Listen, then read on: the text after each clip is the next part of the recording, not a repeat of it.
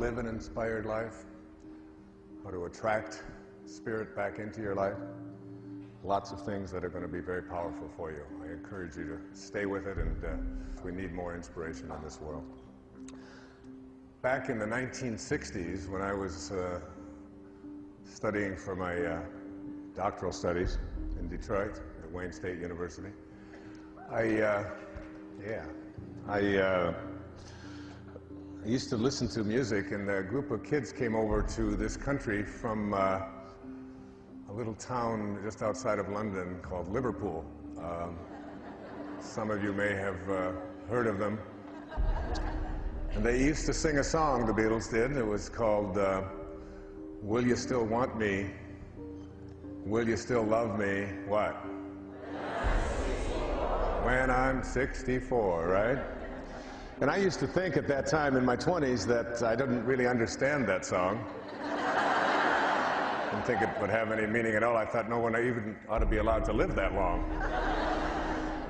So it just didn't resonate to me, but then, lo and behold, it happened to me.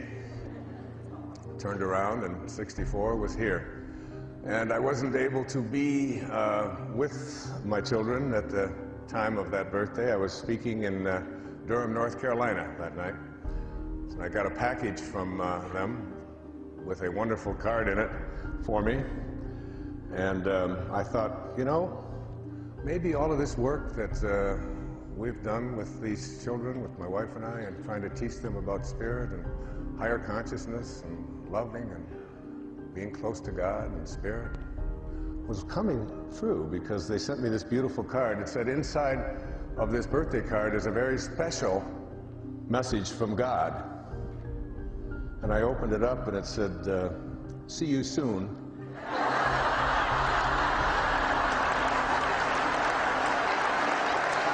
Happy birthday. So,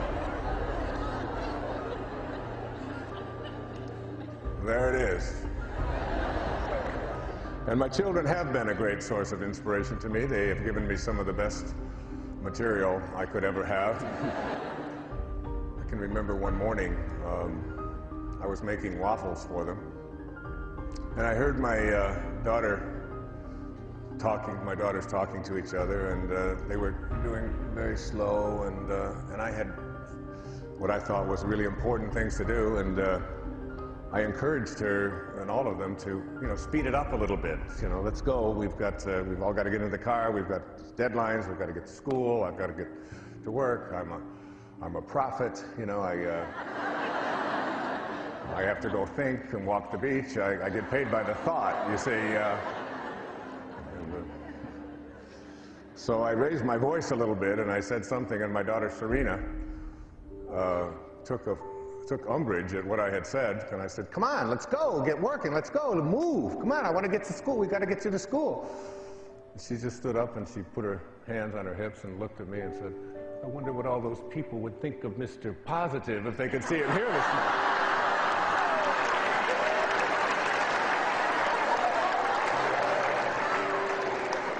She turned around and looked at her sister, Summer, and said, would you buy a book from someone who yells at his 10-year-old child?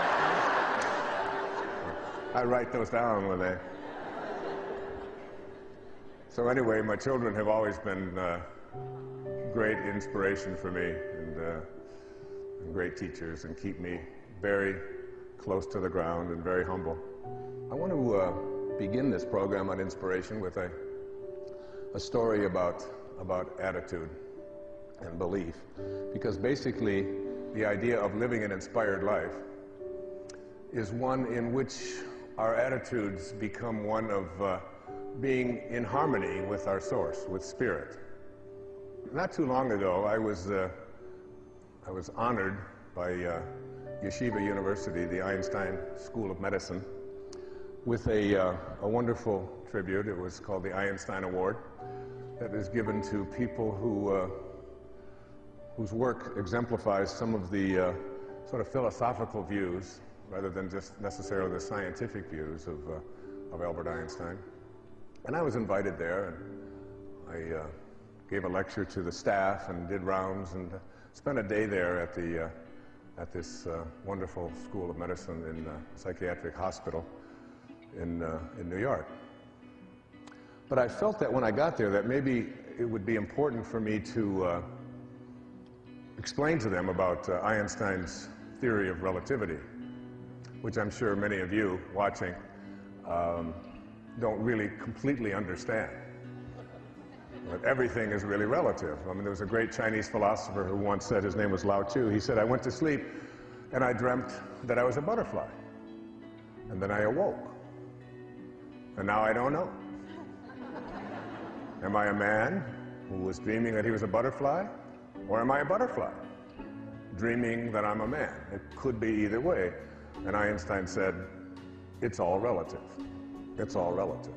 And I thought about that, and I thought perhaps I could help these doctors and everyone to understand, since they were working at a place named after Dr. Einstein, I could explain to them about how to apply this theory. And I have a theory about relativity that goes like this. All things being relative, in a bowl of soup, this is a lot of hair. What do you think? Really? You understand? If you were in a restaurant and you ordered a bowl of soup and you got this much hair in it, you would call the waiter over and you would say, excuse me, what? That's a lot of hair. That's the way I look at it, all right? It's all relative, and it's all how you believe and what you believe. As we move into this idea of inspiration, I'd like to suggest to you that you have a mind that is open to everything and attached to nothing. It's not a program that's based on any religion or any particular view of spirit or God or soul. We can call it what we want. We all originate from the same source. This source acts in a certain way, is constantly creating. And whether you're a believer in one particular religious persuasion or another, all of us have to agree, even quantum physics teaches us, that we all originate in this divine place of an organizing intelligence. And Alan Watts, a great teacher, a man I admired enormously, once said that you can't get wet from the word water. The word itself, whether you call it water or vasa or aqua or Edna, it doesn't make any difference what you call it. It's the substance of what it is and not what we call something that I want you to pay attention to as we talk about spirit. And I'll use these terms interchangeably. Spirit, divine mind, organizing intelligence, God. All of these terms are terms that refer to the place from which we all came. And this idea of inspiration, if you look at the word inspiration, it breaks down to two words. In spirit. In spirit. And when we look at what it means to live an inspired life, it's nothing more, in my estimation, it's nothing more than finding a way for you to be in harmony with the spiritual essence from which you originated. Not just in your actions, not just in your feelings, and not just in your behaviors of attending church or being nice once in a while, in every single thought that you have. And I'd like to suggest to you that inspiration is not something that comes and goes. It's not something that you have one moment and then in the next moment it disappears. And this is a whole new look at inspiration. To me, inspiration is living in spirit at all times and catching ourselves when we find ourselves disconnected from the spirit from which all of us emanated. It's really thinking like God. It's being more in touch with that place of origination. It doesn't come and go. When you live an inspired life, you begin to feel as if you're on purpose. I guarantee you that at the end of this show, you will not have to ask the question, what is my purpose, and how do I find it, and where is it, and how come I can't get it, and why does somebody else have it and I don't seem to get it? It always seems to elude me. These will no longer be the issues that face you about being inspired. It's really about living day in and day out from this divine perspective of watching every single thought that we have and catching ourselves when we have a thought that is inconsistent with that divine source from which we all came. So that if you have a thought that includes you and your family, but excludes someone else and their family, no matter where they are in the universe, no matter where they are, no matter what they look like, no matter what side of the river they were born on, no matter what their cultural background might be, if you have a thought that includes some and excludes others at any time, you're not in spirit. You have left spirit and moved into something else, taking on a view of yourself as someone who is separated from your source. So that you watch yourself and you catch yourself, and a big part of this program will be about watching those thoughts. Many of you know that I had a very powerful and important teacher in my life when I was a young doctoral student. He was perhaps the most significant teacher in the professions of my life. He wrote a very important book back in the 1950s called Modern Man in Search of a Soul. His name was Carl Jung.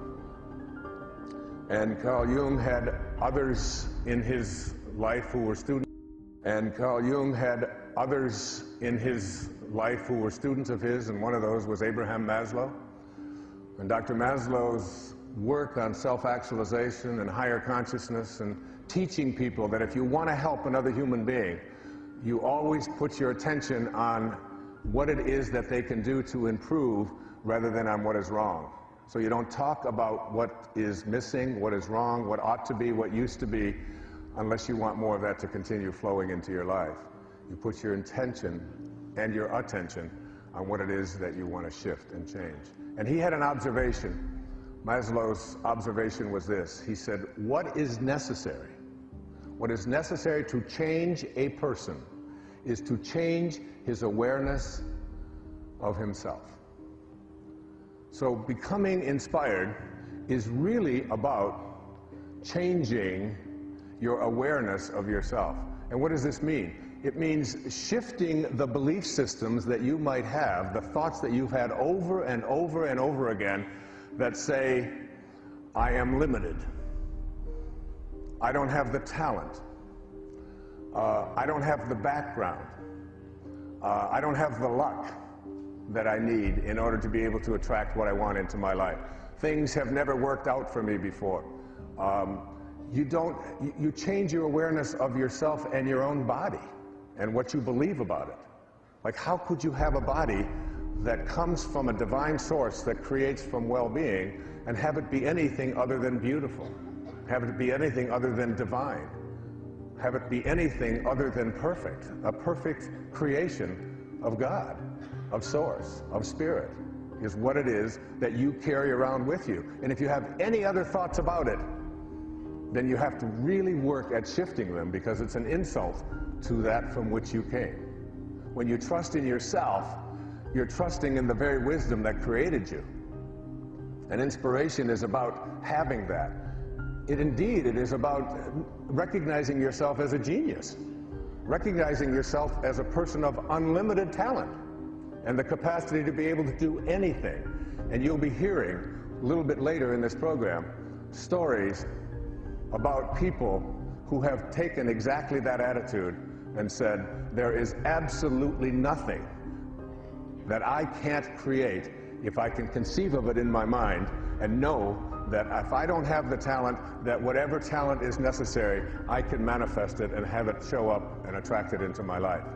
Whatever financing is necessary, I have the ability to be able to connect myself to that. It's a knowing, it's a powerful knowing. I've been introduced a lot of times as the father of motivation. I don't know. First of all, I'm already the father of enough, all right? 8 is enough, all right? So I don't need another one named motivation to be the father of. And I'm also pretty aware that it's difficult to motivate anyone. I don't know that you really can motivate another human being. In the process of being a parent and then being a teacher, a school teacher at one time, a college professor, a lecturer all around the world, teaching on larger stages and smaller stages, and working with my own family and so on, I really kind of think that we come into this world and we have an agenda that we need to fulfill, and that the best intentions of somebody else wanting them for you isn't enough to motivate them. It has to come from within. And I think you can provide some guidance, and you can provide some motivation, perhaps in the way of encouragement and being a model of what it is that you'd like people to do. But two people can be raised in the very same family and have the identical experiences, and one of them can go one way and one goes completely another way. I know it's true in my own family as well. So that if motivation is getting a hold of an idea and taking this idea to its logical conclusion and not letting anything interfere with that, that's motivation. And we say a motivated person doesn't allow obstacles to show up in their life and doesn't allow for anyone to interfere with them, and is really highly directed towards a particular goal. So motivation is getting a hold of an idea and carrying it out. And we want to think of ourselves as motivated, and I think it comes from within. If that's what motivation is, inspiration is the exact opposite. Inspiration is when an idea gets a hold of you and takes you where you were originally intended to go in the first place. It's very different than motivation. The great playwright Arthur Miller, most of you had to read one of his plays at one time or another in high school or in college, Death of a Salesman being, of course, one of the most famous, The Crucible, and so on. Arthur Miller was passed away recently, but he was 88 years old, and he had another play on Broadway at the age of 88. And he was asked the question in an interview in the New York Times, are you working on another play? And his answer really intrigued me. He said, I don't know, but I probably am. Now, I think that that's really a very astute observation. When people ask me if I'm working on another book, I often say the same thing. I probably am. That there's something bigger. There's something that is greater in our lives. And when we connect to it, we allow it to take us where we were intended to go when we signed up for this whole visit in the first place, called our incarnation into being a human form for this little parentheses in eternity. Just a little parentheses in eternity. I have one of my very favorite observations of this subject about inspiration from a story written about a man named Wolfgang Amadeus, what? Mozart, of course. It's from an essay, Where Madness is Psyche's Only Nurse, it's called. It seems a would-be composer came to Mozart seeking his advice. How do I write symphonies, he asked. Mozart replied, well, you're young yet. I think you should begin by composing minuets. The young man was greatly annoyed and exclaimed, but you were writing symphonies when you were only 9 years old. Yes, Mozart responded, but I didn't ask anyone how to do it. Now,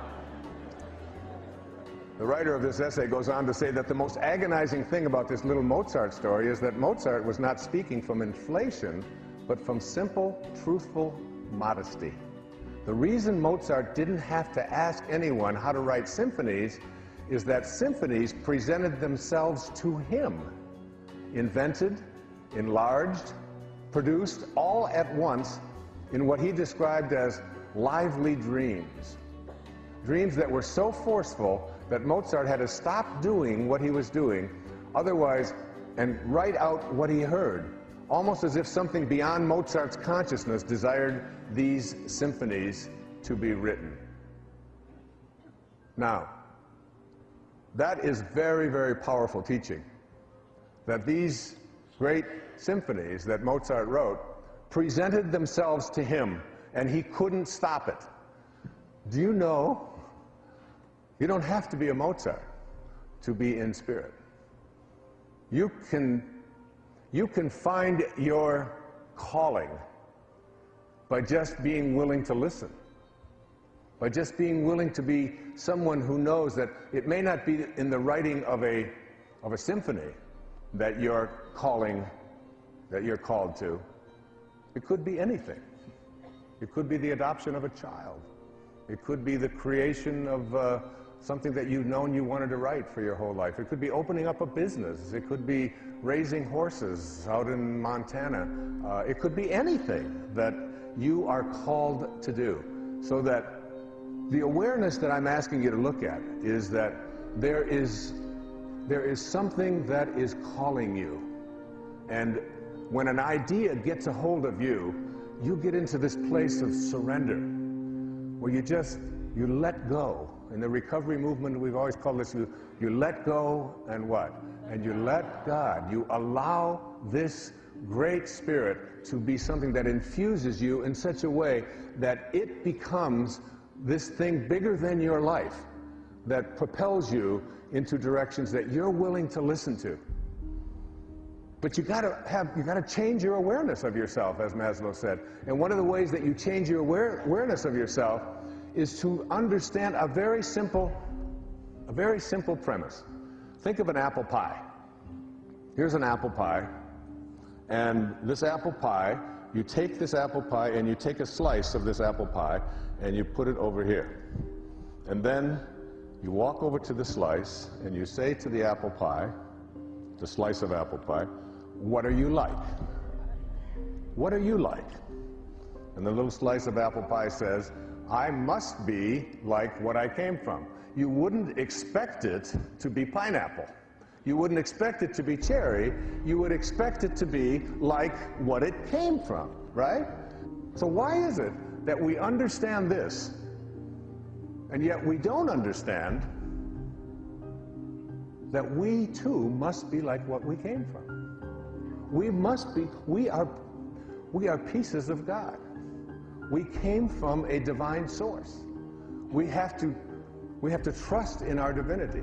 We have to understand that we are not this package of bones and skin encapsulating, these internal organs, that's not who we are. That's what we call the false self. It's an illusion. That who we really are is what we came from. And what we came from is eternal, it's infinite, it's kind, it's unlimited, it excludes no one.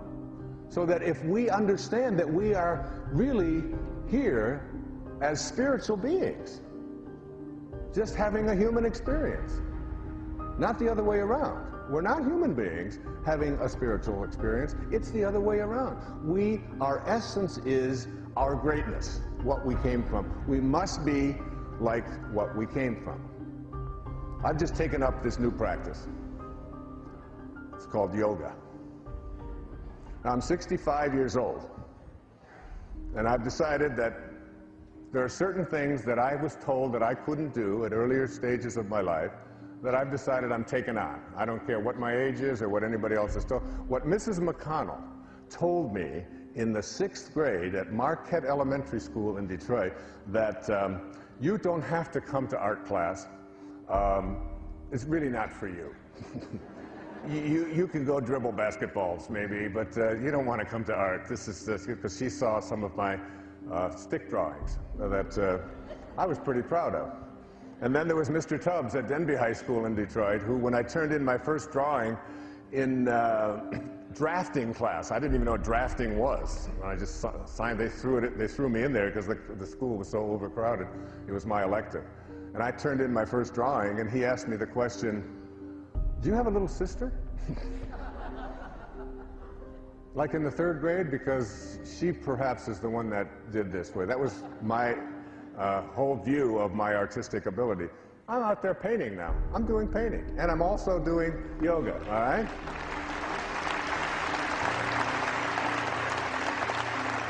And I've learned some things about myself in the process of doing this. Like the last time I touched my forehead to my ankles, I think I was 4 months old. And I'm getting closer. Now, I'm not there, all right? But I'm getting a little bit closer. Each time I do one of these poses, I find myself a little bit closer. And I had a sort of a semi-belief that I couldn't touch my toes while sitting up straight with my back straight up and sitting down and touch my toes without my knees bending. And I back straight up and sitting down and touch my toes without my knees bending. And I kept each day going in there and not being able to do that. The knees were up, and the instructor said, "You can do this." And I said, "Well, it doesn't seem like my body agrees with that, but it would be." And so he came over and he said, "Now I'm going to show you that you really can do this. Now keep your back straight." And he took his foot and he went like this down on my knees, and my knees went down, and I was sitting up. And the first time I had ever been able to do, it was like a change in attitude, a shift, a belief system that I no longer was hanging on to. And that's what we have to do. It doesn't matter what your age is. It doesn't matter what your beliefs have been. It doesn't matter what other people have tried to convince you of in the past. When you move into spirit and have a knowing that I have the capacity to be able to do this, you leave behind the false self. And the false self is really nothing more than this ego. Look, you came from a divine place that is unlimited, that says you can be anything you put your attention on. And then you bought into a whole series of beliefs that were handed to you by very well-meaning people attempting to convince you that you had limitations, that you couldn't do this, that this wasn't possible. And I'd like to suggest to you that you took on something called an ego. E-G-O, an ego. You came in from divinity, you came in from a place of unlimited, you show up and you edged God out. E-G-O. And when you edge God out, it doesn't mean that you're sacrilegious. It doesn't mean that you're not a moral person. It means that you take on a belief system that says, who I am is no longer this infinite divine being who can step outside and observe this body and believe that he can make it do whatever I put my attention on and use it to have the same powers that is spoken about in the New Testament. Even the least among you can do all that I have done, and even greater things. It's within each and every one of us, except that we bought into an idea that who we are is what we have, who we are is what we do, who we are is what other people think I am, who I am is separate from everybody else, who I am is separate from what I would like to attract into my life, and who I am is separate from my source. And we believe in this separation, and we believe in this identity that who I am is what I have. So we start accumulating. We accumulate and accumulate and accumulate. The problem is that when you stop accumulating, and if who you are is what you accumulate, then you have no value as soon as your things start to disappear, as soon as they wear out, as soon as somebody else takes them, as soon as the government taxes them, as soon as any number of things. Who I am is what I do. If you no longer can do, then you aren't. You no longer exist. Who I am is my reputation, and we raise our children often to believe that what's most important is what other people think of you. Fit in. Do what you've been told to do. Do what the crowd does. Follow the herd. And you know what happens is what you step in when you follow the herd. So we take on all of these sort of false ideas, and we have a tendency to believe them. And inspiration is moving back into spirit. And it's moving back into spirit in such a way that you no longer accept yourself as anything other than divine.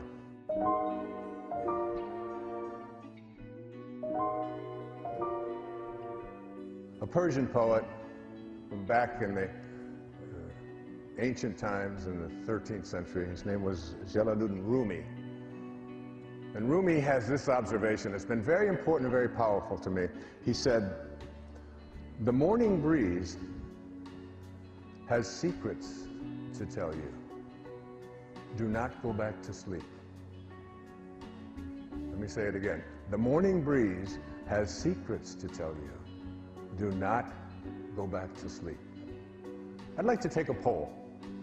Just by a show of hands, I'd like to ask how many people in this room, and there's about 3,000 of us here tonight, I'd like to ask you, how many of you awaken at one time or another between the hours of 3 and 4 a.m.? Let me just see by a show of hands. And if you look around, you see that this is a universal experience. Now, what do you think that is? If everybody, almost everybody, awakens at some time between 3 and 4. Now, for some of us, we just interpret that as, all right, this is my age. I'll just run into the bathroom and I'll be right back. And you may make that visit several times a night. I don't know. But there's more to that. And I'd like you to, now of all of those people who raised their hand at this idea that you awaken sometime between 3 and 4 a.m., how many of you awaken at exactly the same time? Exactly the same time with a little digital clock next to you. What is your time? 3:18. What is your time? 2:20. What is yours? 4:50. So like there's and this happens repeatedly over and over again. My time is 3:13. I awaken at 3:13 night after night after night. I look over, I've got this little clock. It's not an alarm clock, it's just a little digital clock.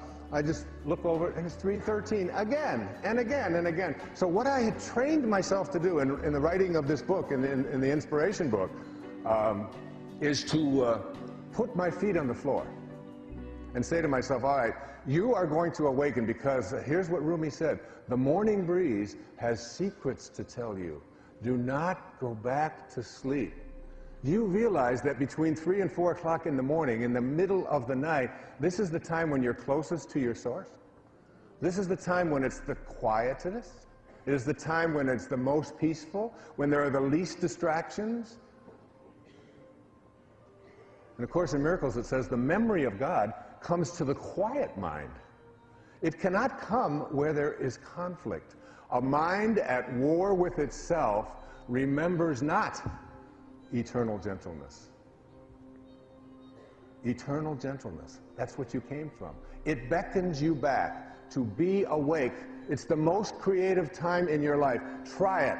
Take that moment that you are being called by your source and awaken, and force yourself to shake the cobwebs out. And if you can't, then put your feet on the floor and say, look, if I have to go back to sleep, I'm going to sleep with my feet on the floor. And after a while, that gets very uncomfortable, and you'll get yourself up. Now, when I do that and I get up, and I live on Maui, thank you. Thank you. Thank you. Thank all of you for my beautiful home that I have on Maui. And when I get up at that is the most glorious time to be out there. And I go out onto the lanai, and I get this sense of this powerful feeling of inspiration. It's overwhelming to me. And I walk by my writing table, and it pulls me. It's pulling me towards it. It's almost beckoning me and saying, please, please come to me. I want you to, and I sit there sometimes, and I literally wonder, where is this coming from? The words, they just flow, and I sit there and I write by hand. And as I'm writing and allowing this to flow through my heart and onto the pages, I just think to myself, I wonder what's going to come next. I wonder when it's going to come next. It's almost as if God is saying, this is why you're here. And I can't get you any other time because it's just so busy, and there's horns bonked, and there's so many distractions. But here's a time when you can just be with me. Just be with just be in spirit. Just be inspired. Inspirado. Be in this space with me. And I will then allow what creative juices that you have forgotten about because you edged me out. for so much a part of your life. And here it is. And you'll find yourself getting the right ideas, examining things that you never thought of before. Writing, some of you, I know you do it in your sleep many times, you write a poem and it'll be so phenomenal, and then you'll say, well, I'll remember that tomorrow. And then you get up and you can't get any of it. The morning breeze has secrets to tell you. Do not go back to sleep. Use those hours. And forget about the idea that, let's see now, I went to bed at 11, and if I get up at 3, that means 4 hours, so I'm going to be 4 hours deficient all day long. I'm not going to be... Forget that. You've got an eternity to sleep. An eternity to sleep. And when you learn to meditate and get quiet and get peaceful, you can always, in 20 minutes time of meditation, anytime during the day, get the equivalent of a full night's sleep. Don't go back to sleep. I'd like to speak in this program about what I call the rewards for inspiration. Things that will be your payoffs, your prizes, if you decide to move into spirit, into this world of spirit that I'm speaking about here on PBS. Back in the 2,300 or so years ago, we're not quite sure exactly when, there was a great teacher in India. His name was Patanjali. And in all the research that I've done on Patanjali, there's not sure if it was one person or a series of people or whatever it is, but it's great teachings, and I've immersed myself in the discourses of Patanjali and the sutras and practiced it. And one of the things that Patanjali, who was teaching people about being miracle workers at that time, teaching them about things that no one had ever heard about before, about the power of the repetition of the sound of the name of God as a way of manifesting something into your life, teaching people about being invisible, stuff that's a little bit strange, but that's, you know, it's like being 65 has its advantages, because I can talk about things that are weird. And I usually point it out so you don't think I don't know that this might sound a little strange. But I would like to suggest to you that he offered something about inspiration that I want to offer to you. And there are 6 of these things, and I want to cover each one of them in this program. He said, when you are inspired by some great purpose, some extraordinary project, all of your thoughts break their bonds. Your mind transcends limitations. 3, your consciousness expands in every direction. And 4, you find yourself in a new and a great and a wonderful world. Dormant forces, faculties, and talents come alive. And 6, you discover yourself to be a greater person by far than you ever dreamed yourself to be. Those are the rewards. It's not like you're going to win the lottery. It's not, and you may. It's not that somebody's going to come riding into your life on a white horse or whatever. These are the rewards. These are the things that are going to be so powerful for you. The first of these is what? When you are inspired by some great purpose, some extraordinary project, 1, all of your thoughts break their bonds. All of your thoughts break their bonds. What do we mean by your bonds? Your bonds are the thoughts that you have that keep you disconnected from your source. They are thoughts that are out of harmony with spirit, with God consciousness, with God realization. Because this is basically about being like God, being like source, being like spirit, being like divine mind, in everything, in every thought, in every action, more and more, connecting yourself back, catching yourself. So, the bonds are the ways that we think. I'd like you to imagine a ladder. And this ladder has 10 rungs on it, from the floor all the way up to the top of the ladder. And at the top of the ladder is the highest rung. And at the top of the ladder are the words, "This is my desire, and it's aligned with spirit. Again, this is my desire, and it's aligned with spirit. So what is your desire? My desire is to align with spirit. So what is your desire? My desire is to manifest abundance into my life, perfectly aligned. We came from an abundant source. My desire is to feel a sense of well-being in my body at all times, perfectly aligned. My desire is to have divine spiritual relationships in my life. My desire is to get the job that I am working towards getting.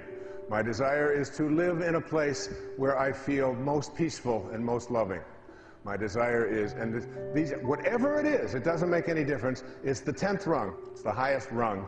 It is your spirit aligned with your desire. All right? So here it is. It's right up here.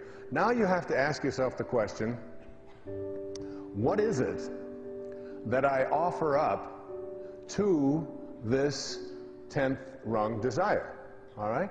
A 10th rung has to have, in order for it to manifest and show up in your life, it has to have thoughts, feelings, and behaviors that match up to that. And if they don't match up, you get out of harmony. See, thoughts are energy. Like everything in the universe, it's energy. Einstein said that nothing happens until something moves. That we have has an energy component to it. We can measure our thoughts and how they impact us, whether they strengthen us or weaken us at any time in our lives. All right, so there's a wonderful book written about this, and it's called Ask and It Is Given.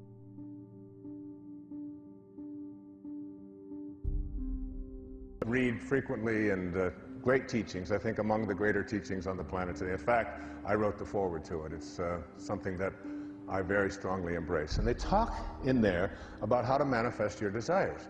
And the mistake that most of us make is that we attract what we don't want because our thoughts are on what we don't want. Or we continue to attract what's missing in our life. We're not at number 10, we're at about number 3. And what are some of these on these lower rungs? It probably won't happen. It's very difficult. These kinds of things have never happened for me before. I don't have this kind of luck. We've got the wrong people in the White House. The economy is bad. I don't have the ability to make it happen. I don't really believe it's possible. She said, well, of course. Who wouldn't want to be rich? We all want to have abundance in our life. Of course that. I said, so let me see if I understand this. You want to attract being rich into your life, and your thought about it is that it'll never happen. So what do you think you're going to attract? You're going to attract, it'll never happen. And that very simple little example, it's an innocuous example. She was a very bright and intelligent lady. It wasn't about that. It's about what kind of energies we have within ourselves that we offer to what our desires that are aligned with spirit in order for them to manifest.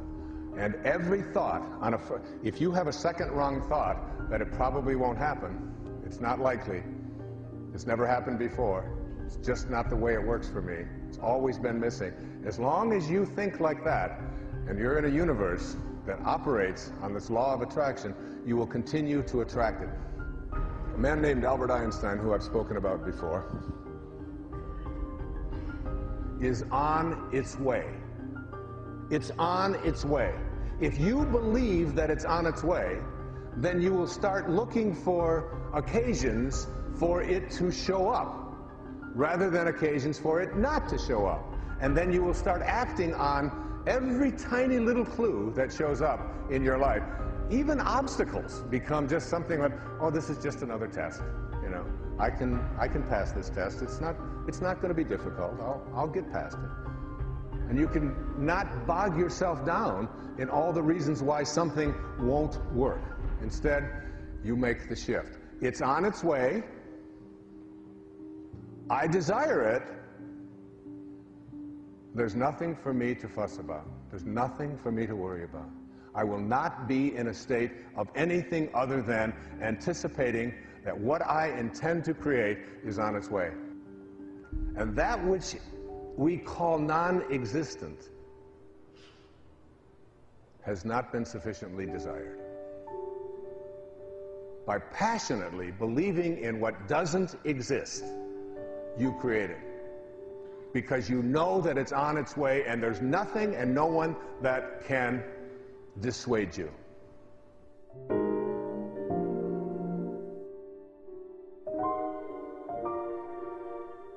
I'd like to go into the second of these rewards that you'll get. Your mind transcends limitations. Now that's a little bit different than all of your thoughts breaking their bonds. Your bonds are thoughts. Your mind transcending limitations means that you enter into the field of all possibilities. And in the field of all possibilities, that leaves nothing out. And in leaving nothing out, it means that you begin to see yourself, when you move into spirit, as unlimited in the exact same way that you were before you showed up. Unlimited. So you want to know what this spirit looks like? You want a picture of this spirit? Take a look. Take a look.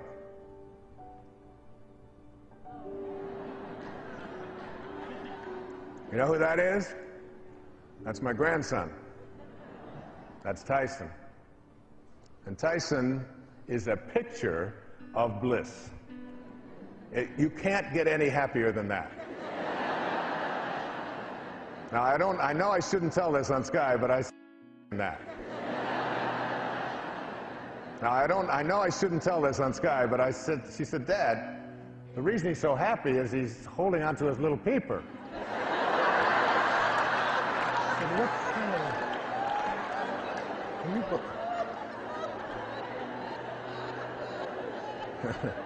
Well, anyway, if you ever wonder what spirit looks like, take a look at that and know that that's you. That's what you came from. That's just a few months old little baby that came from that blissful, perfect, beautiful place. Your mind transcends limitations. What does it mean? In a little village south of Ottawa in Canada, there was a young boy who went to school one day, and his teacher began talking about children in Africa who didn't have drinking water. Now, he was 6 years old, and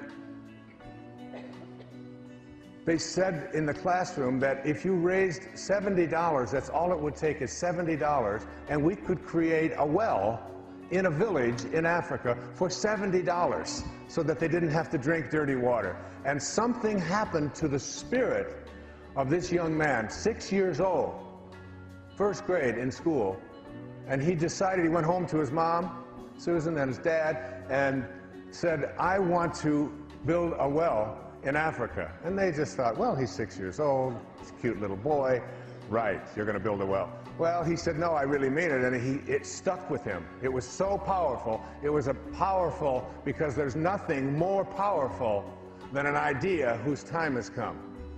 When an idea's time has come and it resonates within you and you stay connected to it, it can't be stopped. And the little boy he said, can I do extra chores and raise money? And he did. He did vacuuming. He worked around the house, he raked the leaves, he did whatever it is that he could, and he got a little extra money here and a little extra money there. And finally, after some time, he was able to put together $70. And he went to the school, and they went down to the place that had given this information, and they found out that it took a lot more than $70. It was misinformation, that it really costs $2,000. And he said, then I'll do more chores. Because he knew that this is a world that is friendly. not a world in which you give up when you have a simple little obstacle like that. And he began to do more, making lemonade, whatever it was that he had to do. And he worked, and he worked, and he got his friends to work, and he got the neighborhood to work, and he got his parents involved in it. And he raised $2,000. His name is Ryan Hurljack. Well, that's just the beginning of the story, because as it turned out, he sent the money to this place in Uganda, this little village, and they built a well. And they invited Ryan and his mother to come to Africa and speak to the children of this village. As a young boy, he was now, I think, 7 or 8 or 9, I'm not sure of the exact details.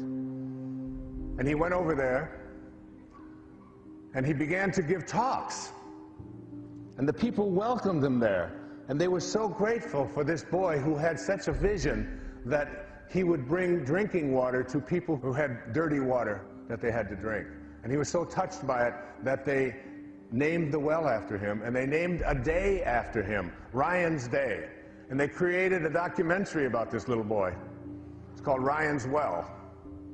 Well, today, that little boy has raised over $1 million for water to be brought to the villages of countries in Africa where they didn't have it before. $1 million. He lectures all over the country, the United States and Canada. He's in great demand. And when he got there, he had a little boy that was so connected to him that they were pen pals. His name was Jimmy. And it turns out Jimmy was an orphan. And Jimmy got himself into some difficulty after Ryan left and went back to Canada. And Jimmy was captured by rebels and was going to be either killed or trained to be a killer.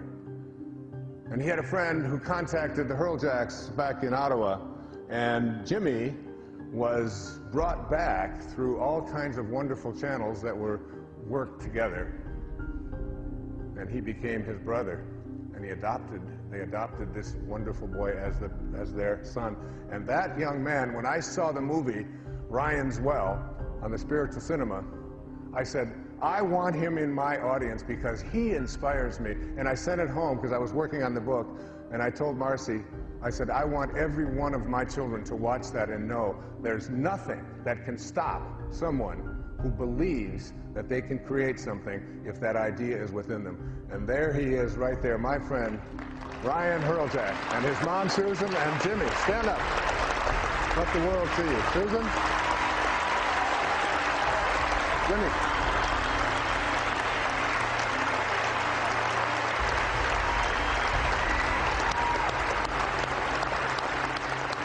Yeah. Ryan has appeared on Oprah twice. And the first time, when she called and asked if he could come, it was on a Thursday when he had something that he had to do in school, and he said no. And his mother said, you're saying no to going on Oprah? I can't do it at this time. And they changed the date so he could be on. When she talked about her most inspiring young people. You inspire me. You inspire me. You inspire me. Thank you.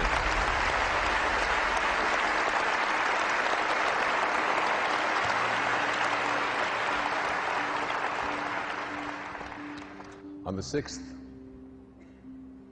of April, 1994, the president of Rwanda was in an airplane. He was a Hutu, and his plane went down. On the 7th of April, a genocide began in the country of Rwanda, a country about the size of the state of Maryland, with approximately 10 million people. 9 million of them Hutus, 1 million Tutsis. A killing spree began that all of the young men of the country over the age of 14, and all of the males and all of the Hutus were issued machetes. The country shut down. An entire country shut down. All the schools closed, all the banks closed, all the grocery stores closed, all commerce ceased, and the business of killing was underway. People were being killed by the thousands in the streets and in the villages of this country, throughout the country. And those of you who saw Hotel Rwanda have just seen a little tiny sliver of it. In the end, by July, after 91 days, 1 million people, 1 million people, Tutsis, were slaughtered in this racial cleansing activity that took place. And in the midst of this horror, a young woman named Immaculée Ilibagiza was a student in a college about 200 miles from her village.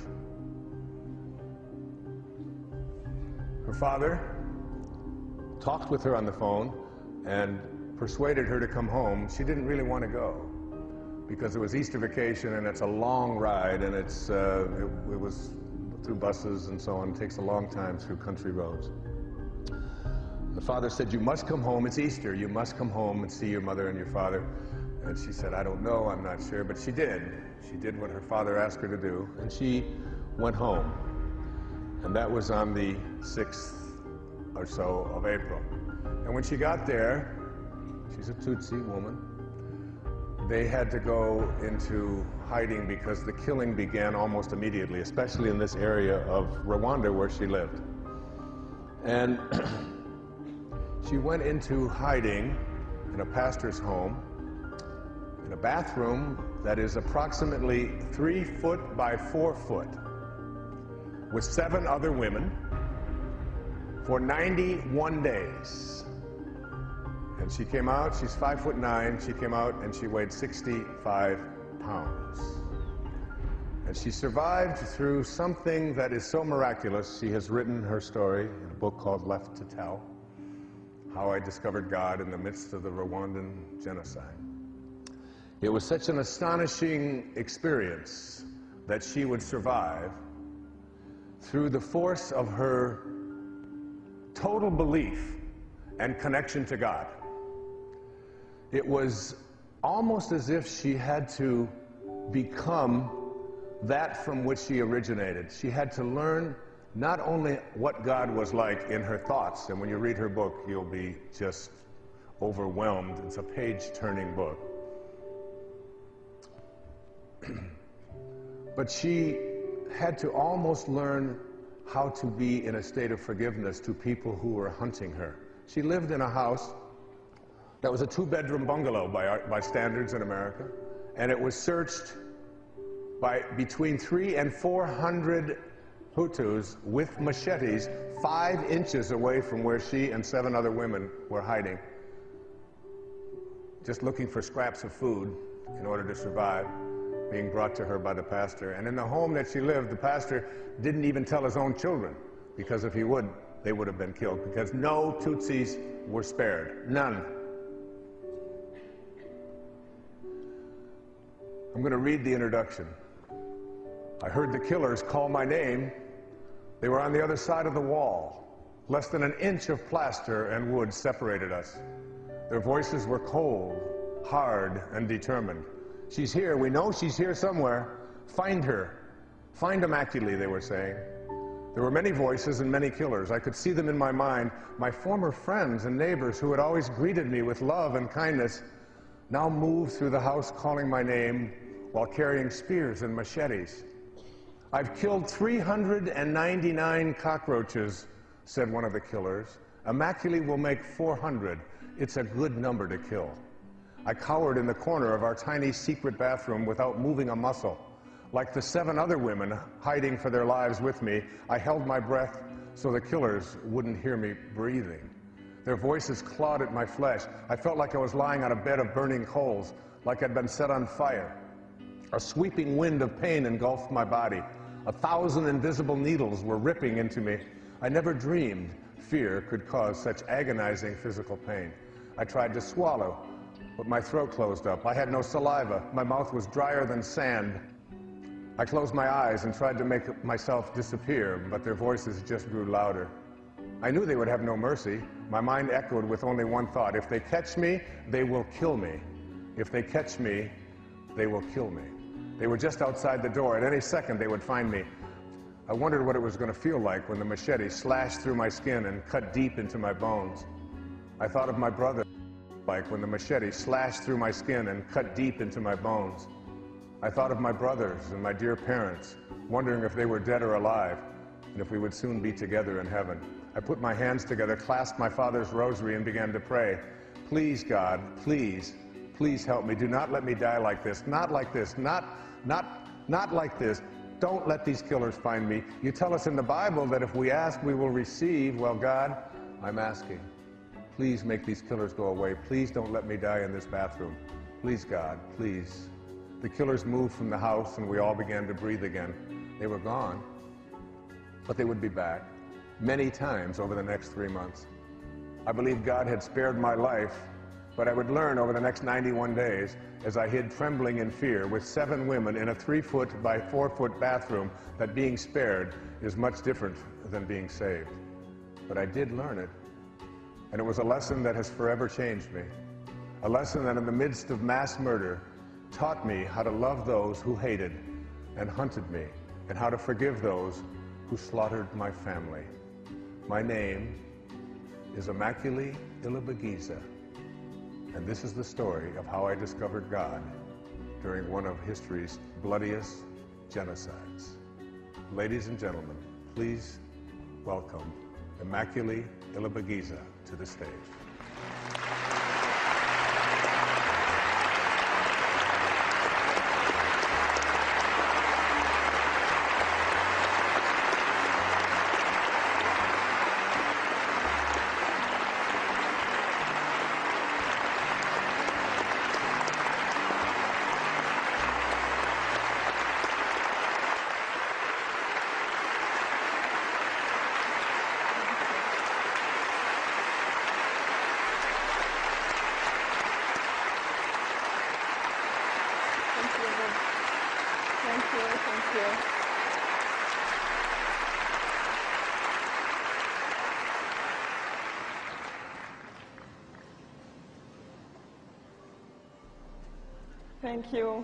Thank you for your kind welcome.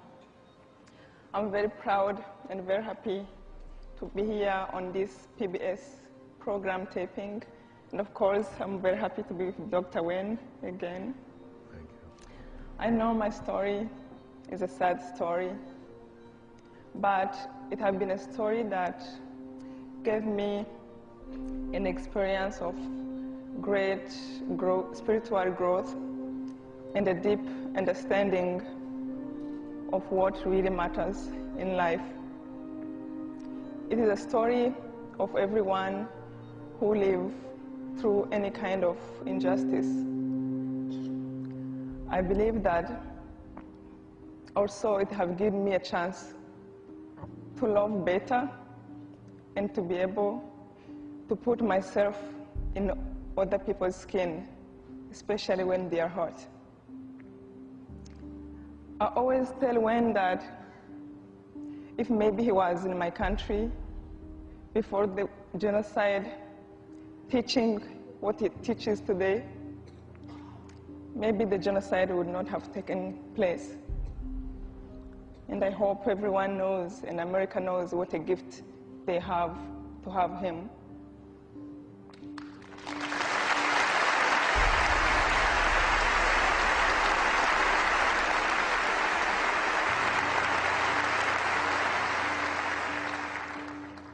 Sitting down in deep silence of that bathroom for 3 months and being hunted to be killed every day through the worst time of my life, I didn't know that I was about to discover the greatest source of joy in my own heart, which was God inside.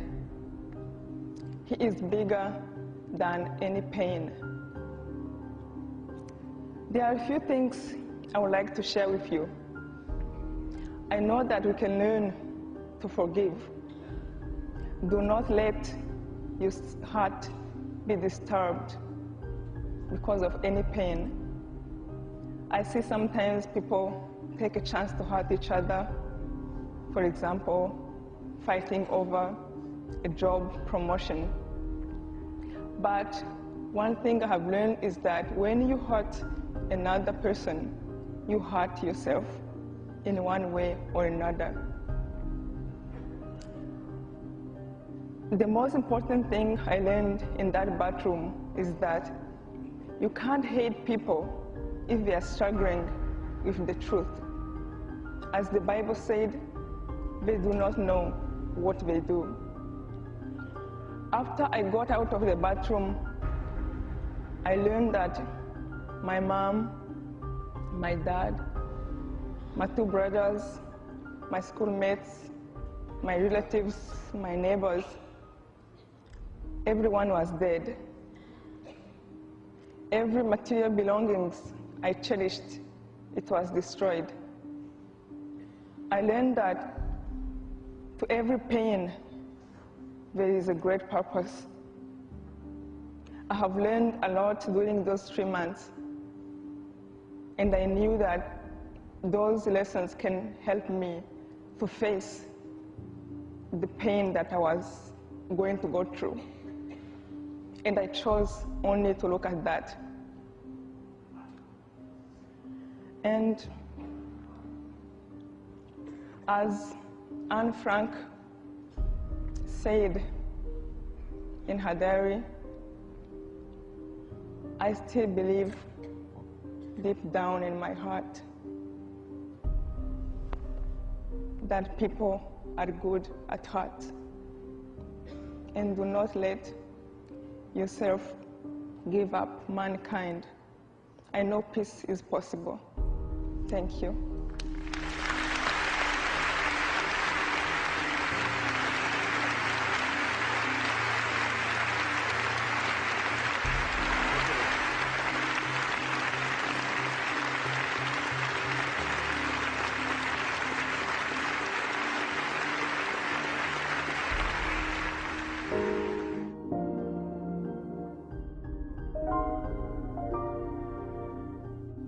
The third of these rewards for reaching an inspired life is that your consciousness expands in every direction. What does this mean? Your consciousness expands in every direction. It means there's no up and there's no down. It means there's no right and there's no wrong. It means that there's no north and there's no south. It means that there's no beginning and no end. You begin to move into a consciousness place within yourself that you'll find yourself, when you move into spirit, you're going to find yourself doing things that you don't understand why you're doing them. In 1994, when Immaculée was imprisoned in this tiny little bathroom with 7 other people with no facilities, she did something that I found so astounding when I first met her, when she came to a lecture I had given in New York. And I was so taken by her. She didn't come to me and say, "Will you help me?" I sought her out and said, "How may I be of service to telling your story in a profound way?" And what she did when she entered that bathroom is she asked the pastor whose home she was in, "Do you have an English and a French dictionary?" And she learned English while she was being hunted to be killed. For what reason? Why would someone who is in that kind of a state practice, day in and day out, up to 8-10 hours, and she couldn't speak. They didn't speak for 91 days. No sound whatsoever. So 5 years later, she is a survivor. She represents less than 0.5% of the Tutsi women of Rwanda who survived. All the rest were killed. She went into a place within herself and taught herself a language that she was going to need 5 years from now. That's what I mean by your consciousness expands in every direction. And then 5 years later, in 1999 or 2000, she had when she was here in America on an asylum visa, married, living out on Long Island, has 2 children, is assimilated into our culture, is a great spokesperson for transcending hatred on the planet. She woke every day, 3 o'clock in the morning, before she went to work at the UN, and wrote and wrote and wrote every little detail of what happened in those 91 days. 150,000 words she wrote and wrote and wrote, and gave that to me 5 years after that. And I said, Immaculée, it's wonderful, but your native language is Kinyarwanda, your second language is French, your third language, you know, so we got help in helping her to convert it into language that would be. But how did she know in 1994 that she was going to be in America and coming up on a stage like this and talking to our country in a language that is her third language? How did she know that? Your consciousness expands in every direction. When you have an inkling, when you have, like Ryan, when you have a feeling within you that this is something that you have to do, that you can't be stopped from doing it, the whole world changes. And you start and you listen to it. And you find yourself, if someone hands you a book, and then someone else talks about that book, and then someone else mentions it, and then you see the author on television, and all of a sudden you start saying, wait a minute, I've got to listen to this. I am being directed. I'm being called. I trust in this. I totally, completely trust. Your consciousness expands in every direction when you enter the world of spirit, and you get yourself pulled in these directions, and you allow yourself to be pulled in that way. That's what I mean by your consciousness expands in every direction. Nothing is impossible. And whatever you find yourself doing, that's what you allow yourself to do and what you allow yourself to be. You understand the Tao. The Tao is like it's the silence between the notes that makes the music. It's the space between the bars that holds the tiger. You're a sculptor and you sculpt yourself a vase. And what do you think makes the vase? What makes the vase is not the tile, and it's not the substance of the material. It's the inner space within there that is surrounding it. Without that inner space within, there can be no vase. And without that inner space within you, there's no you. You're not skin and bone and all that. You are, that encapsulates an inner silence, an inner place that is totally and completely yours, uniquely yours.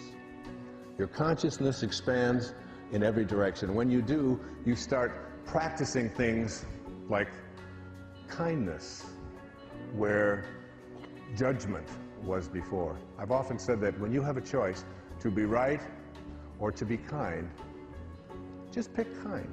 Why? Because it's more closely aligned with your spirit. You begin to exude something called love. You feel it for everyone. Believe it or not, at the end of Immaculée's book, she goes to the prison where the people who were her killers, one was her mathematics teacher. And what happens is that you begin to embrace a kind of love even for the people who would do such harm to you. And I'm telling you, that's what saved her. You'll see that when you read it. That's what saved her. The ability to go to that place within, that place of forgiveness. As Mark Twain said, forgiveness is the fragrance that the violet sheds on the heel that has crushed it. Powerful thinking. You become an instrument of truth. You become powerful thinking. You become an instrument of truth. You become someone who listens. You become someone who is God realized. Okay? Your consciousness expands in every direction. I want to tell you something that I think will be very, very helpful to you. I want you to think about the troublemakers in your life. I want you to think about the troubled ones in your life. I want you to think about the ones in your life that are hooked on drugs. I want you to think about the ones who don't cooperate, the ones who don't fit in, the ones who perhaps are disrespectful, use language that you don't approve of, use substances that you find difficult, people that perhaps you work at. But mostly, I want you to think about people like that in your family. Now, I know that you think it's always somebody else, but they're thinking of you.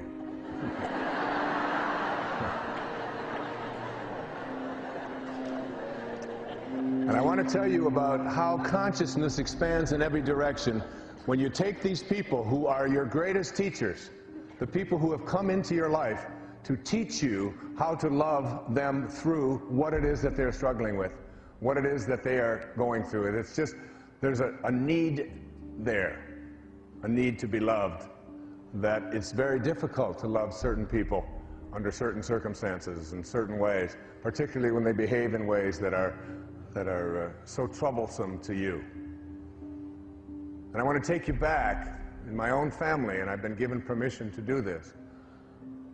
One of my children who got herself into that kind of a state as a teenager and struggled with her own self and her own addictions and her own fears.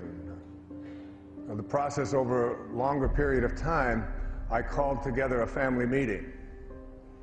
And I put everybody in the family together, and I had everybody in the family tell her how her behavior was affecting everyone else. And each person went through and talked about how difficult it was. I went through and talked about how I couldn't sleep, and it was, and her mom told her about how worried she was and how scared she was and how upset she was. And we went through this whole thing with this wonderful, beautiful child. And that night she went out and behaved in the same ways that she'd been behaving all along. Almost as if to say, I just don't need to hear how bad I am any longer. And I want to tell you something that I learned since then.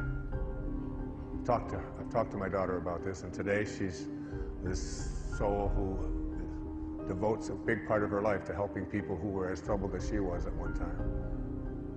Divinely beautiful, beautiful young lady. I want to tell you about a woman. Her name was Peace Pilgrim. Peace Pilgrim was a woman, an elderly woman who walked around the country, and all she did, dressed in white, was go into different communities, and she would just talk about peace. That's all she did. She talked peace wherever she went. And in the process of talking peace, there would be no ads, and no one knew her name. She was just called Peace Pilgrim. I believe there's a website about Peace Pilgrim today. And I was in touch with Peace Pilgrim. And then it turns out she had read some of my books, and we had communicated. And then one day she was walking along the highway to another town, and she was killed by a car that didn't see her. It was an accident, and she died.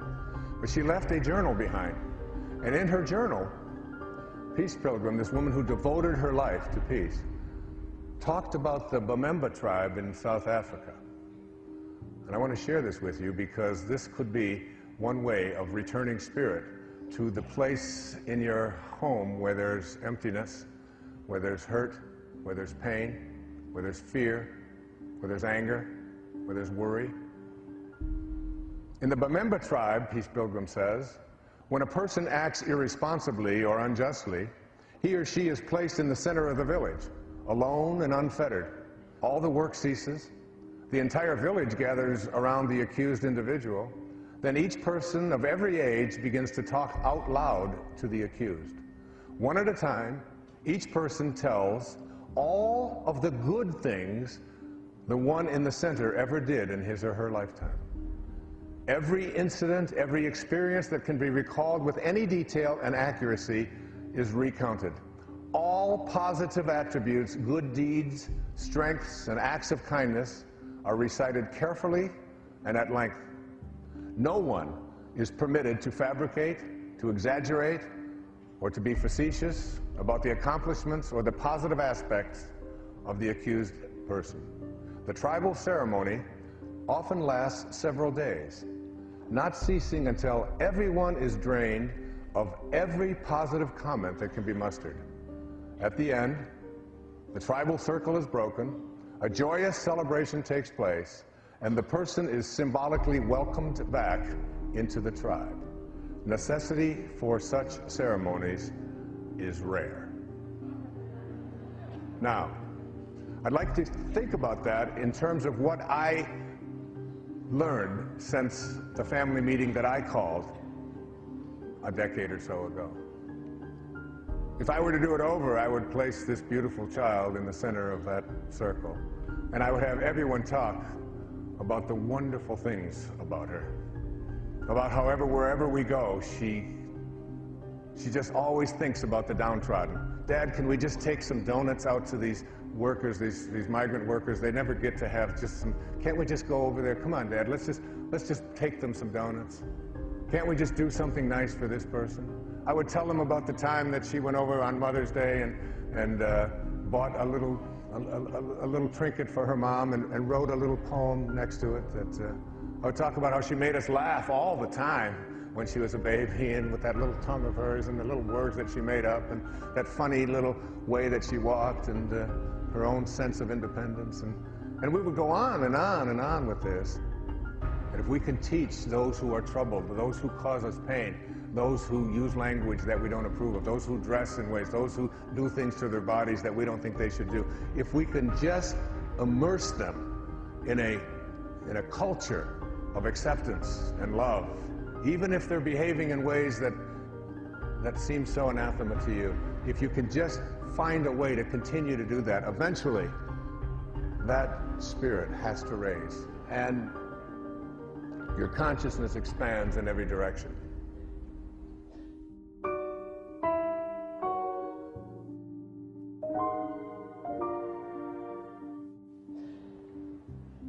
And 4,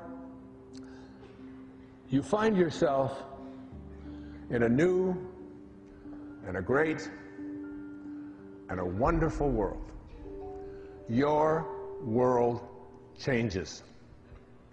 The world that you used to live in before you were in spirit is no longer there. When you're touched deeply by living in spirit, by awakening with the morning breeze, by catching every thought that you have that is not one of God realization, by finding yourself saying over and over and over again, it is my intention to be in this state of God realization. It is my intention to be there. I'm going to live in spirit. When you do, the world changes. Things that you didn't notice before suddenly come alive. I'm going to tell you a story that just blew me away. I think it perhaps was the signature story of my life in terms of connecting to spirit. I've never experienced anything like this before. I finished writing Inspiration, Your Ultimate Calling, on the 23rd of April.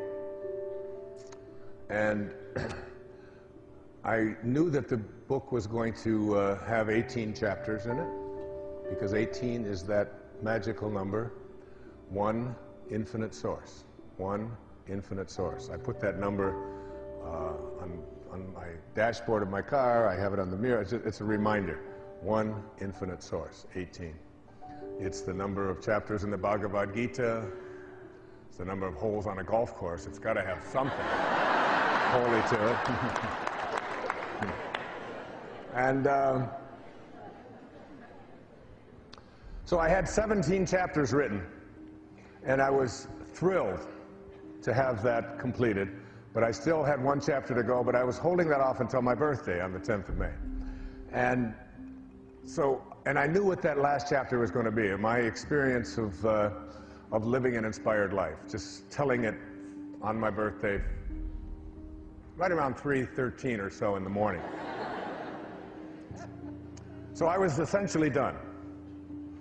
And I went for a walk that day, and when I finished that chapter, that 17th chapter, I told a story in there about my friend Jack Boland. He passed away about 12 years ago.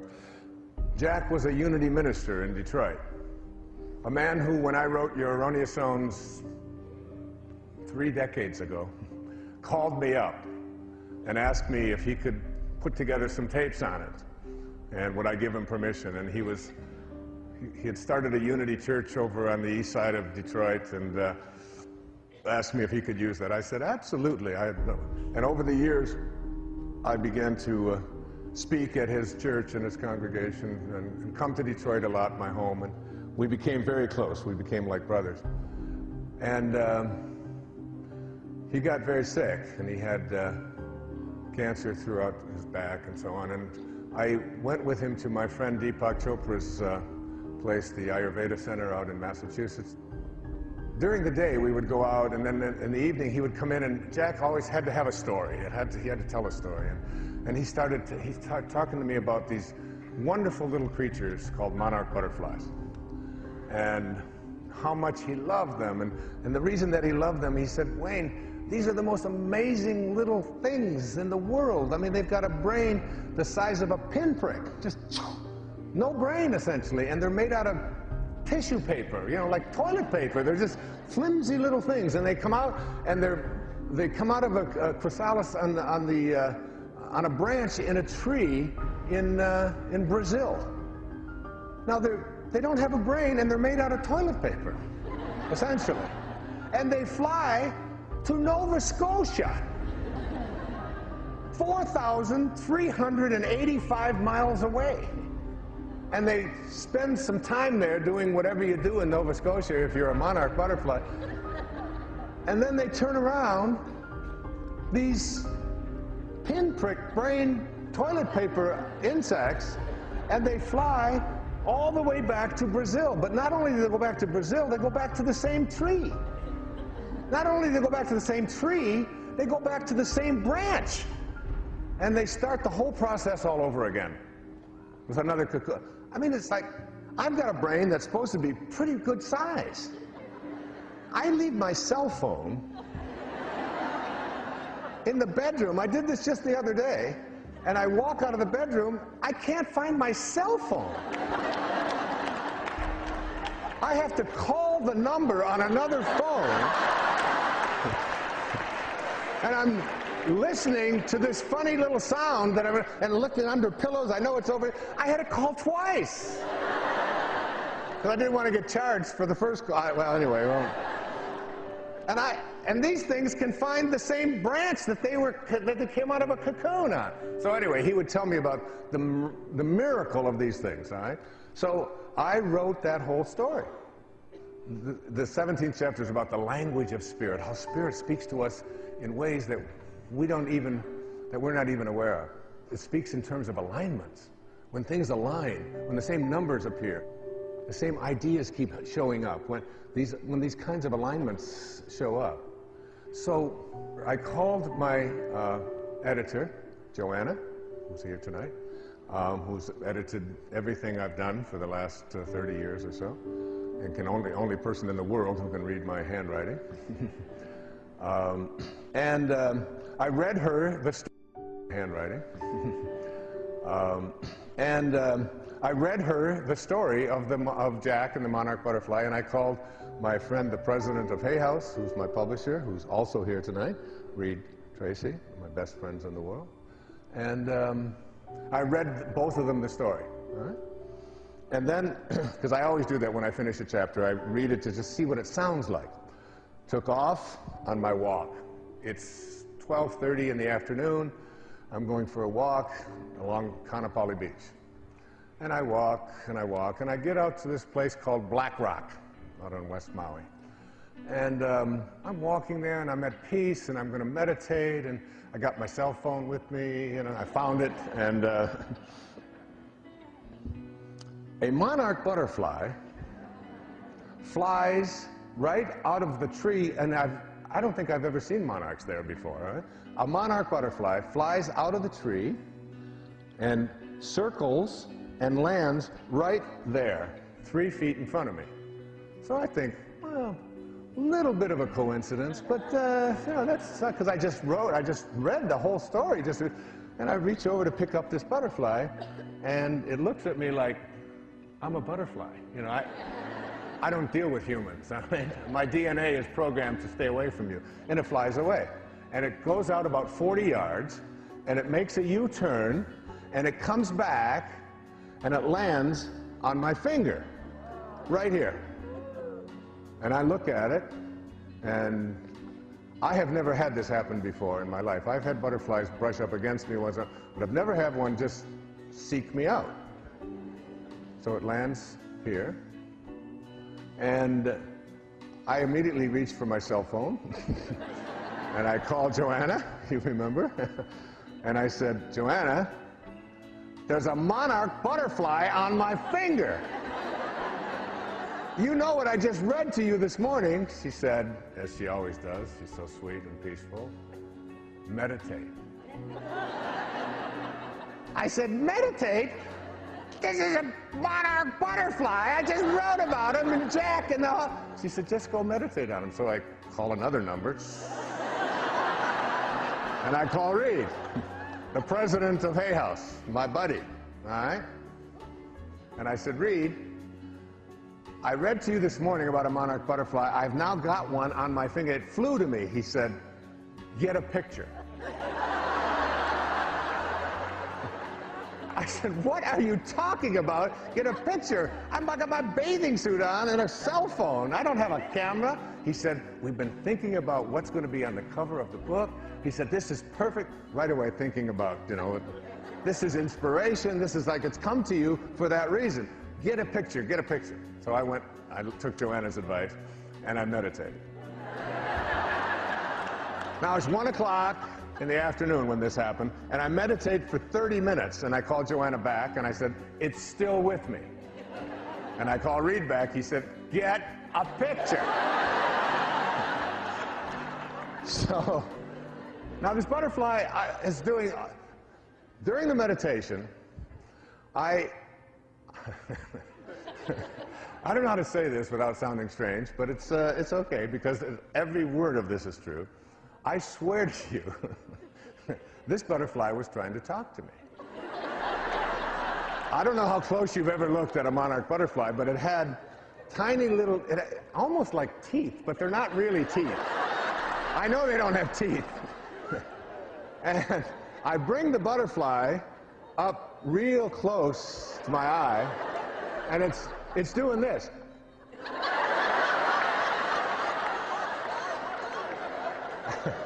I swear. And I said, Jack? Because I had just written about him. I thought it was Jack. And then I took the butterfly and I put it over by my ear in case it was making little sounds and it had a little, you know, I was just totally freaked out by this thing because it's now been an hour. It's been an hour. It's now, and it won't go. It's like I take it over here, I put it over on this finger, it's over here, and it won't go. And I'm going, okay, you know, that was not, it won't leave. It's just connected to me. So I walk, I said, maybe Reed's got a point here. Maybe we need to get a picture of this thing. So I decided to walk back to where I live. And I walk along now on Maui in the afternoon, the trade winds come in, and they really blow hard in the afternoon. And I'm walking, the ocean is over here, the trades are coming in, and the butterfly's wings, toilet paper, are all the way bent over, but it won't leave. All the way bent, as far as it can go, and then I come back and I get out of the wind and it goes, you know, it's like flashing and making sounds, and I hold it up.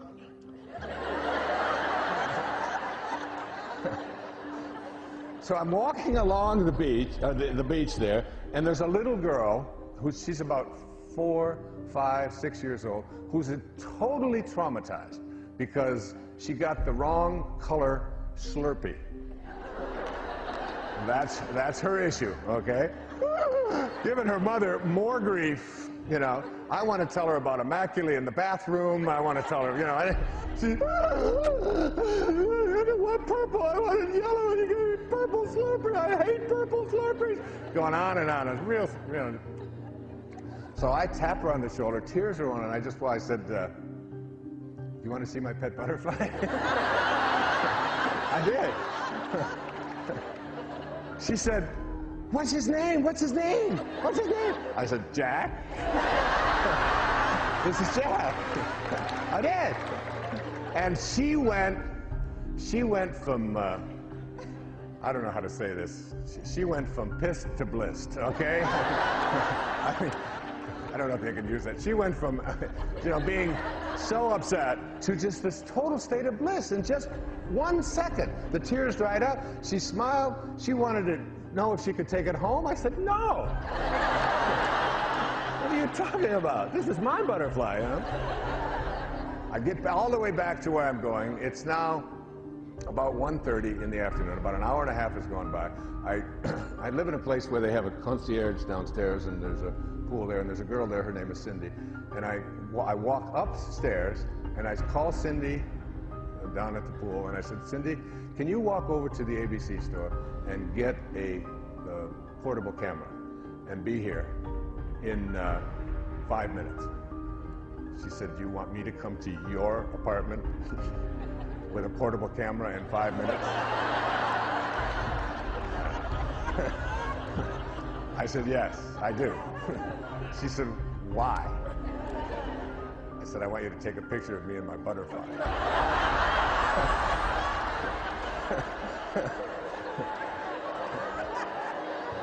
She said, what are you smoking? I said, no, it's true. I found a butterfly, and she does yoga, and she's like one of these people. She said, okay. I also said, there's $100 in it for you if you can get here in 5 minutes. It manifests right there for you. You start noticing it, and you don't doubt it. You become a being of sharing. You become someone who acts as God acts, which is someone who is constantly giving, who is forgiving. I received a letter in the mail that illustrates this phenomenon of dormant forces coming alive. The letter was from a woman who at that time was living in Topeka, Kansas. She said, Dear Wayne, thank you so much for your presentations and your tapes. You are frequently my traveling companion as I drive in my job. I just wanted to add my testimony to the power of meditation and intention. I was an on and off meditator, but realized how much more smoothly my days went when I was on it. I visited Kenya, Africa, in June of 2002 and met an 8-year-old orphan girl there. As I sat on the ground, she crawled into my lap and a voice said, take her home. A dormant force. Take her home. She actually heard this voice. I physically turned around, but no one was there. Again, the voice said, take her home. But no one was there. Again, the voice said, take her home. I asked my 18-year-old daughter, who was with me on the trip, what she thought about my adopting this beautiful girl. And with the quickness of a sprinter, she replied, go for it. When we returned to the States a week later, I realized that if I didn't follow through with this adoption, I'd always regret it. Regret seemed much larger than the task of adopting. I began doing the meditation each morning, and through a series of miracles, the child was able to come to this country accompanied by a newly made friend. I named her Nellie, and she has been a blessing to me and my other children. Nellie's adoption was part 2 of God's plan. Part 1 had unfolded a couple of years before, and I felt guided to sponsor a series of workshops for which I profited $10,000 with very little time or work. And guess what the final cost of adopting Nellie was? The first time I heard the voice, I chose to disregard it and or think it through, making lists of pros and cons. But I couldn't rest until I proceeded with the workshops. That's how I explained to my family that I needed to proceed with adopting Nellie. Obedience had brought abundance into our lives, and now it was time to share that abundance. Nellie has brought the abundance of love and forgiveness into our home. She is truly a treasure. Thank you for sharing your gift of this wonderful meditation. It changed my life and the life of a little girl. What a beautiful letter. I invited Gail to come here, and Nellie, and I would like them to stand and be recognized right now. Gail and Nellie.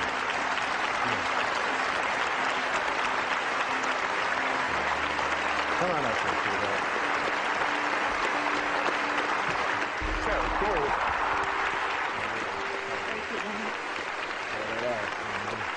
Thank you. That's so beautiful. Thank you.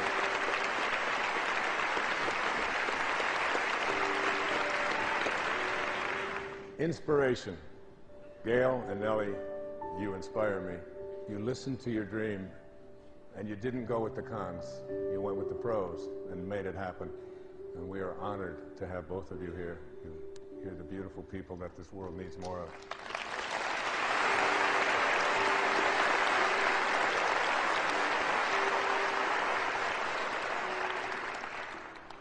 One of the things I believe about nobility, about true nobility, is that true nobility is not about being better than anyone else. It's about being better than you used to be. And I think your letter illustrates that when you move into spirit, dormant forces come alive, and you're just better than you used to be. And so are you, Ryan, and so are you, Immaculée, and so are all of us who listen and take that step to move into spirit. There's a man on this planet whom I've loved for many, many years. His name is Ram Dass. Many of you have heard of him. He wrote a book back in the late 1960s called Be Here Now. It was the beginning. Ram Dass taught me so much about what kind of speaker to be, what kind of human being to be. His teacher, Neem Karoli Baba, in India, after he left Harvard and went to India, he was a Harvard professor, and he left all of that behind, and he met this great teacher who told him, serve God, feed people. And so he donated all of the proceeds of his book, Be Here Now, to various charities. Very seldom took a speaking fee, had it all donated to charities. 1997, my friend Ram Dass, as you see there, was struck down with a stroke. And I have been working hard to help him to rehabilitate himself. And it's been one of my great joys. And you'll know in a moment why I love this man so much. And I've worked so hard to bring his, the attention of the world to where he is now. He ended up with nothing because he gave it all away. And I came into his life in a series of, quote, fortuitous accidents that have allowed me to be of service to him. And a few years back, he had many devotees, many people who just respect him so immensely, and I'm one of them. I think of him as one of the greatest speakers I've ever heard. He always entered a room from the back. He was always open. He always had a great sense of humor, was able to poke fun at himself at any time, and just great stories of India and meditation and so on. Someone I love very much. And I want to show you what kind of a person he was, and I'm including this because it's about finding inspiration in anything. Like Immaculée's story tells about finding inspiration in the midst of a genocide. Most of us won't have to encounter such an undertaking in our lives. But there are still many horrors and many difficulties and many struggles that show up in our life. And when we're in spirit, we move away from a sense of feeling sorry for ourselves and instead look for what the lesson is. Steve and Anita had a daughter named Rachel. Rachel was brutally murdered, and her body was left. And they wrote to Ram Dass, who was their teacher, and they said, how can we, after losing our daughter, how can we find spirit? How can we be inspired? How can we find God in events such as this? And there are many of you watching who have encountered these kinds of acts and have also encountered accidents and things that just don't seem to make sense. People just taken away from us at what are seemingly the wrong times. And this is what Ram Dass wrote to Steve and Anita. It's one of the most beautiful letters I've ever read. He said, Dear Steve and Anita, Rachel finished her work on earth and left the stage in a manner that leaves those of us left behind with a cry of agony in our hearts as the fragile thread of our faith is dealt with so violently. Is anyone strong enough to stay conscious through such teachings as you are receiving? Probably very few. And even they would only have a whisper of equanimity and peace amidst the screaming trumpets of their rage, grief, horror, and desolation. I can't assuage your pain with any words, nor should I. For your pain is Rachel's legacy to you.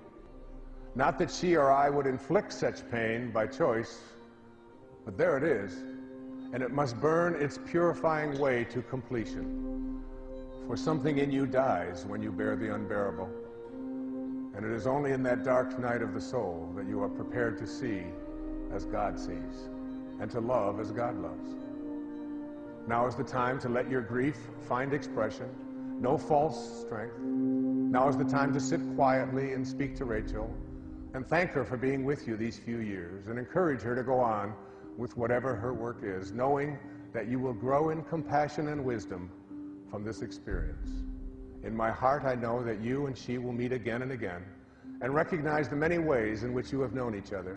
And when you meet, you will know in a flash what now it is not given to you to know, why this had to be the way it was. Our rational minds can never understand what has happened, but our hearts, if we keep them open to God, will find their own intuitive way. Rachel came through you to do her work on earth, which includes her manner of death. Now, her soul is free, and the love that you can share with her is invulnerable to the winds of changing time and space. In that deep love, include me. In love, Ramdas. I just don't think writing gets any better than that. And for those of you who can't figure it out, perhaps just listening to those words and being able to find inspiration, even in the most horrifying of times, when you're in spirit, you have a different kind of a knowing, one that doesn't require you to continue to suffer.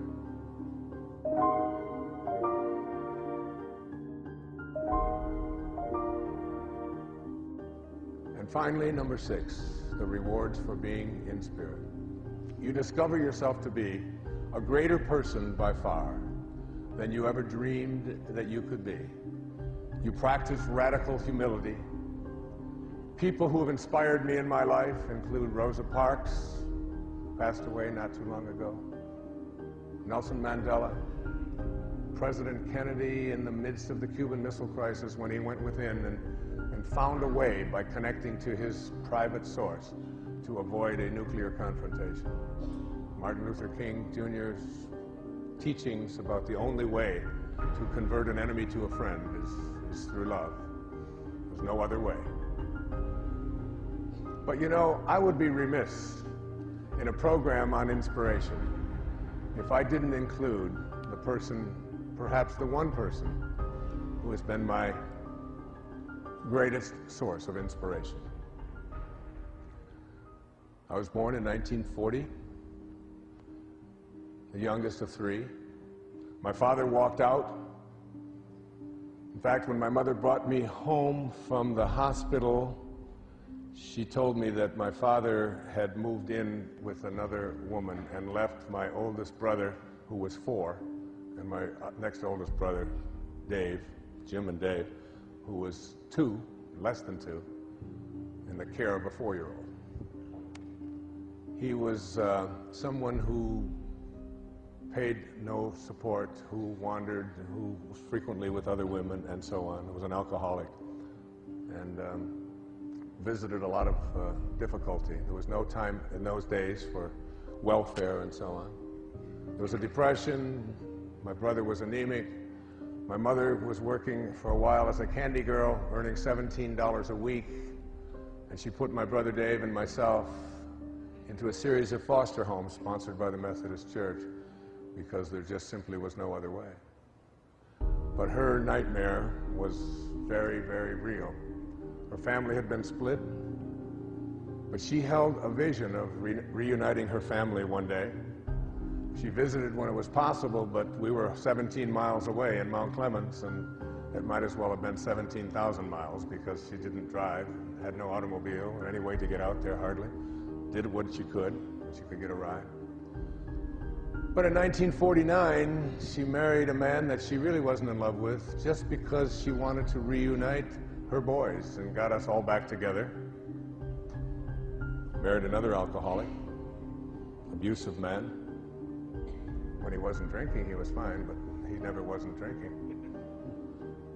And I can remember my mom waking up every morning in those years, when I was 9 until I was about 17, getting up at 5 o'clock in the morning, taking 3 buses to work at Chrysler where she was a secretary, working all day, coming home, getting home at 5:45 off the bus at Peerless and Morass Road, and coming in and then making dinner for her 3 hungry boys, and doing this over and over and over again. Everyone in our neighborhood loved our home because my mom was this cool lady that just never was anything but positive and uplifting. None of us would ever have even for a moment disrespected her. She didn't demand our respect, but she certainly got it. She took incredible pride in herself, never would leave the home without her hair perfectly coiffed and the right clothes and so on. Weekends for my mom in those days were spent down in the basement, washing clothes and ironing clothes. Her mornings were spent making lunches, working. And then her own mother became very sick, and I watched as my mother took care of her mother. She had 4 other siblings, but it was always her. Everything was on her. She brought her into her home, cooked for her, took care of her until she passed away. And then, wonder of wonders, my stepfather, whom she had finally divorced when I was 15,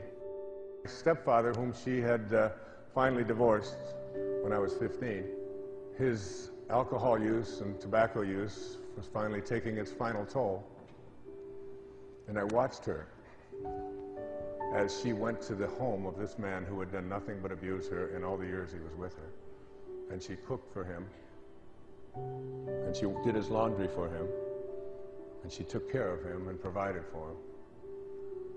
Today, she approaches 90. She still bowls twice a week. She drives herself, takes care of herself, doesn't complain. She lives and breathes love in every way. And in a book that I picked up by Michael Murphy called What I Meant to Say, what happened was they were leaving a Thanksgiving dinner, and Michael looked at his mom, and they were exchanging just sort of polite expressions. And it was just small talk. Yeah, Mom, thanks for Thanksgiving, and so on. And he looked, and he wrote this book, and he wrote these words. He said, what I meant to say was, how can I possibly say goodbye to the person who was the first to hold me, the first to feed me, and the first to make me feel loved? From a distance, I watch you move about, doing the mundane tasks that to everyone else seem so routine, but for me, the tasks you lovingly completed year after year built and reinforced the foundation, the structure that made my world a safe and comfortable place to grow. All that I am and all that I can be traced back to is you. Whatever accomplishments I have made along the way would not have occurred without first believing in myself. And you were the person who always believed in me. Now, with a family of my own, I am amazed at the number of times I hear your words flow from my mouth. This phenomenon was at first most irritating. But now it warms me as I've come to understand that there's a part of you that will live on in me forever. When time parts us, I pray that you will reach across from the other side to again touch my face and whisper in my ear for your warm and gentle presence in my life. For this, I will always be most thankful. Yes, Mother. You inspire me. My mom.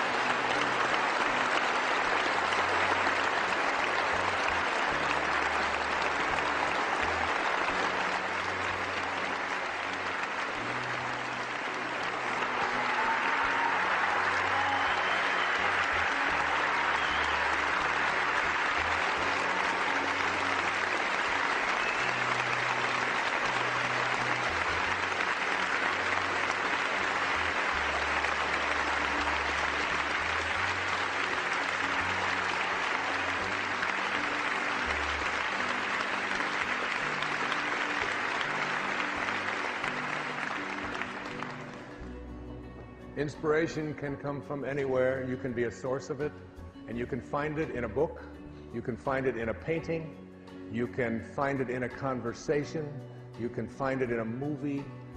I can't tell you how many of those kinds of things have been sources of inspiration to me.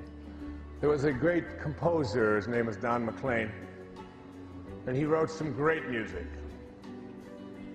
Bye, bye, Miss American Pie.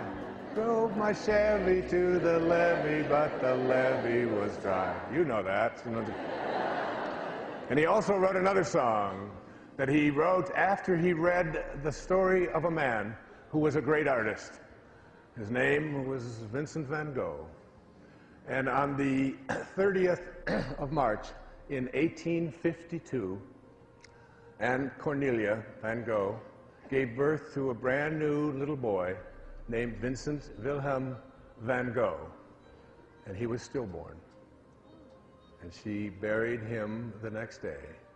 1 year to the day later, on March the 30th, 1853, Anne Cornelia van Gogh gave birth to a second little boy named Vincent Wilhelm van Gogh, who became one of the great artists, never sold a painting in his lifetime, but today his paintings sell in the millions and millions of dollars.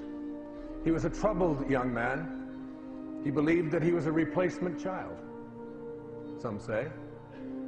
Some say that he was the same child who came back the second time. But he went through a troubled life. He struggled for his sanity. He struggled for it. And he did some beautiful paintings, some of the most beautiful ever done, of ragged people. And Don McLean read a book about Van Gogh and was so inspired just by the reading of that book that he wrote a song that he called Vincent.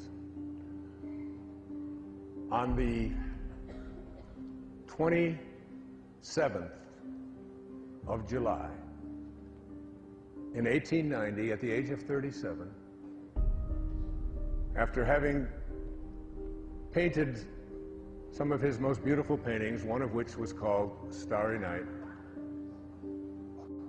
Vincent van Gogh walked out to his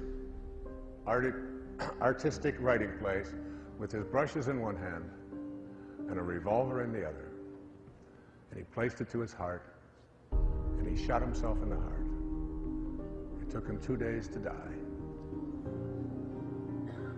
And when Don McLean read about that, he wrote a song, the lyrics to which have always touched me so deeply. Starry, starry night. I'd like to close out this program on inspiration with all of these inspiring participants, with all of the wonderful help of all of you who've inspired me so much, with a quote from one of my great teachers, Ralph Waldo Emerson. We are very near to greatness. One step and we can be safe. Can't you take the one leap, just one leap? And from A Course in Miracles, I leave you with these beautiful words.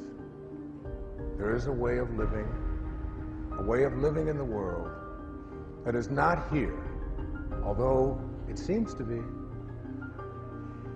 You do not change appearance, though you smile more frequently. Your forehead is serene. Your eyes are quiet. You walk this path as others walk. Nor do you seem to be distinct from them, although you are indeed. Thus can you serve them while you serve yourself. A new way of living, to be in spirit. Thank you for watching.